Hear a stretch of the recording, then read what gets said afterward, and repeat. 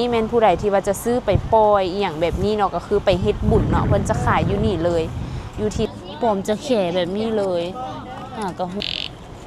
เอียนอันนี้แม่นห้องว่าตลาดเนี่ยตลาด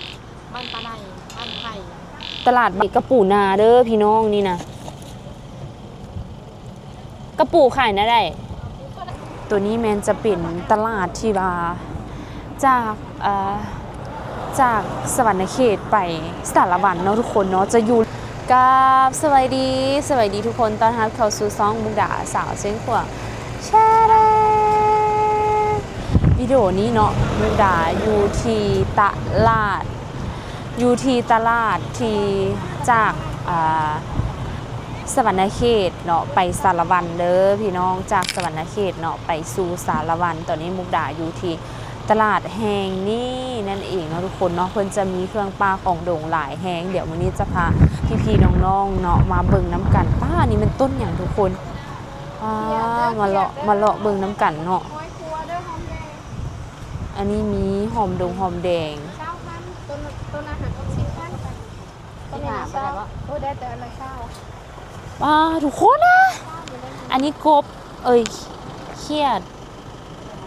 นะทั้งละ50,000เครียดเป็นถังเลยทุกคนเครียดนาอันนี้กระปู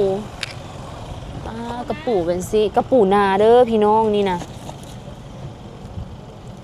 กระปูขายนะได้ก็ได้เนี่ยกระปู35ป้า35ได้เบิดเลยแล้วก็เครียดเนาะเครียดเป็นสิเลย35โดยจักหน่อยสิมาเป็นเลาะเบิ่งกันป้าเตาได้อย่างแล้วไม่ได้อะไรอันนี้ก็กระปูส่วนหลายมีแต่กระปูเนาะทุกคนเนาะแล้วก็เครียด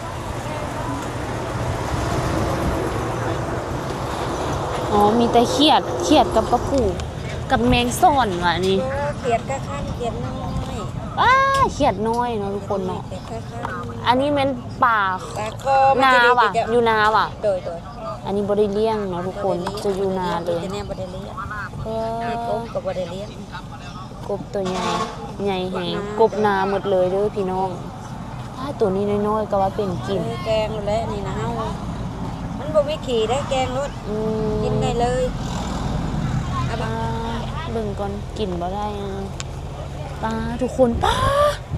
คือใหญ่แท้กบนาพี่น้องใหญ่แห้งเลยอยู่ในเลยอันนี้เป็นกบนา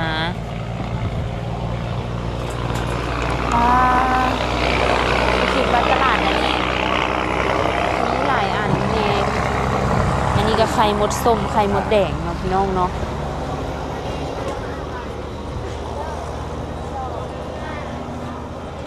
ไปเบิ่งก่อนนี้ทางนั้นมีอย่างเด้ตัวนี้แมนจะเป็นตลาดที่ว่าจ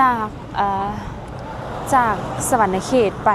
สารวันเนาะทุกคนเนาะจะอยู่ริมทางแบบนี้เลยพี่น้องคนใดที่ขี่รถมาก็คือต้องมาแวะซื้อกลับบ้านกับเฮือนแบบนี้เนาะทุกคนเนาะนี่อันนี้กบทุกคนปอมจะแขตัวกระป๋อมเห็นบ่ทุกคนเห็นตัวนี้บ่ทุกคนปอมจะแขแบบนี้เลยกระหู้กระป๋อมอันนี้ปอมจะแขวะกระป๋อมอันนี้ขายน่าได้ถุงละ70,000 กีบพี่น้องถุงละ70,000 กีบพี่น้องคิดเมนูเด้อตัวนี้มันเฮ็ดอย่างกินกระป๋อมแบบนี้เลยพี่น้องเห็นบ่จะเป็นตัวแบบนี้ถุงหนึ่ง70,000เนาะพี่น้องแต่ตัวนี้มันอยู่น้ำหมดเลยเนาะแล้วก็มีกระหอยแล้วก็มีกระป๋อมแบบนั้นเลยเนาะทุกคนเนาะป้านี่มีรถพี่น้องคนไทยพี่น้องฝั่งไทยเพิ่นกลับมาเนาะเพิ่นขี่รถตัวนี้มาเลยแบบนี้เลยพี่น้องซึ่งว่าตัวนี้จะอยู่ริมทางเลย จะอยู่ริมทางเลยเนาะพี่น้องสามารถมาเลาะได้เด้อก็คือมีหลากหลายมีเครื่องป่าของดงหลายแต่ว่ามื้อนี้น้องมุกดามาไว้ก็เลยบ่เห็นเพิ่นขายเครื่องป่าของดงอีหยังหลายเนาะมันจะอยู่ฝากนั่นนำเด้อพี่น้องอุ้ยอันนั้นมันอย่างฝากนั่นน่ะ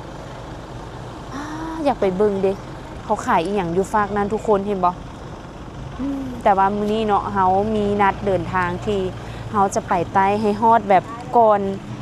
นค่ำนะทุกคนอาจจะบ่ได้ให้เวให้ทุกคนเบิ่งมืดแบบนี้เนาะทุกคนเนาะแต่ถ้าทุกคนมานี่ทุกคนก็สิเจอกบเจอเขียดเนาะช่วงนี้บางมื้อเพิ่นก็จะขายงูน้ำเนาะทุกคนเนาะอันนั้นเป็นต้นไม้มันเป็นต้นไม้หน่อไม้แล้วก็หอยเอียนมีเอียนเลี้ยงว่ะเอียนธรรมชาติเลยป้าทุกคนคิดว่าเอียนเลี้ยงซะดอกป้าใหญ่แฮงโลเท่าไหร่ฮะโล200,000เด้อทุกคนญาติทุกคนอบเอียนเนาะพี่น้องตู่ใหญ่แท้ใหญ่ว่ะตัวนี้นะเอียนอันนี้แม่นห้องว่าตลาดเนี่ยตลาดบ้านปลาไหลบ้านไผ่ ตลาดบ้านไผ่เป็นของสวรรค์บ่หรือว่าเป็นของเมืองไซภูทองเนาะทุกคนเนาะตลาดอีหยังเกาะมันเป็นอีหยังเป็นงูสิงดงเป็นสิง พี่น้อง ปล่อยชื่อไปปล่อยไปจะปล่อย โอ้ผู้ใดที่จะปล่อยเนาะทุกคนเนาะมีงูนำอันตัวนี้แม่นผู้ใดที่ว่าจะซื้อไปปล่อยอีหยังแบบนี้เนาะก็คือไปเฮ็ดบุญเนาะเพิ่นจะขายอยู่นี่เลยอยู่ที่ตลาดไซภูทองเด้อพี่น้องแบบนี้เลยเนาะพี่น้องมุกดาบ่กล้าใกล้เนาะนี่พวกเราจะได้ไปแล้วเนาะพี่น้องเห็นบ่งูเมื่อกี้เห็นบ่ทุกคนมุกดาตกใจเอาแท้ว่าเพราะว่าเพิ่นมีงูนำเนาะพี่น้องโอเคเดี๋ยวคลิปนี้มุกดาจะได้ลาไปก่อนเนาะแล้วพบกันอีพีต่อไปเด้อพี่น้องตัวนี้ตลาดเมืองไซภูทองอยู่ที่แขวงสวรรณเขตพี่น้องมีเครื่องหลายๆเลยเป็นเครื่องแปลกๆแบบนี้มื้อนี้หันเพิ่นจะมาตอนค่ำเนาะแต่ว่าตอนนี้ยังเป็นตอนบ่ายโมงอยู่กันเลยว่ายังบ่เห็นอีหยังหลายเนาะพี่น้องคนใดได้มาแน่คอมเมนต์บอกมุกดาเด้อ